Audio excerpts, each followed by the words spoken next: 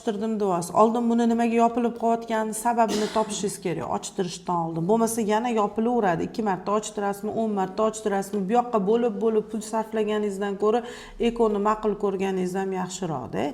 Nima uchun bu truba yopilib qoladi? Bunaqa katta, bunaqa qalin a'zo emas. O'zi vazifasi nima edi buni?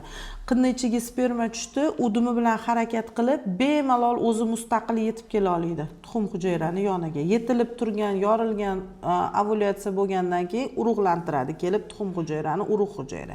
Ikkalasi qo'shilib, mana shu ampulyarning chastiga o'tadi. Buni ichida kiprikchalari bor. Uni vazifasi nima? Ana endi ana sperma kelib urug'lantirdi, o'tib olguncha dumi bilan harakat qilyotdi-ku. Endi bu koptokka o'xshab qoldi. Urug' hujayrani urug'lantirgandan keyin. Endi bu trubani ichidagi kiprikchalar harakatlanadi. Bu yoqqa harakatlantiradi matka tarafga, u sekin dumalab matkani ichiga yetib kelishiga 2 hafta vaqt ketadi. Siz bu yerda ochtirib yotibsiz, uni ichi travma bo'ladi.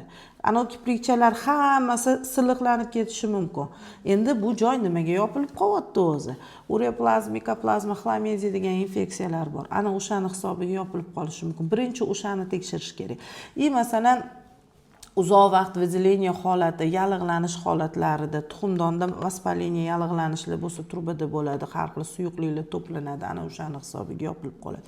Yana bitta yopilib qolishiga sabab bu tazni ichida malliy tazni tuberkulyozi bor.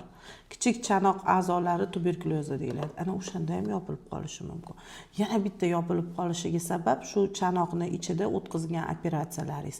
Har operatsiya o'tkazganda baribir ichkarida suyuqliklar to'planadi, ana o'shani hisobiga yallig'lanadi, yopilib qoladi. Endi bitta tekshiramiz buni, ochiqmikin, yopiqmikin. Agar yopiq bo'ladigan bo'lsa, ochtirish bemaqsad ish o'sha. Uch eko.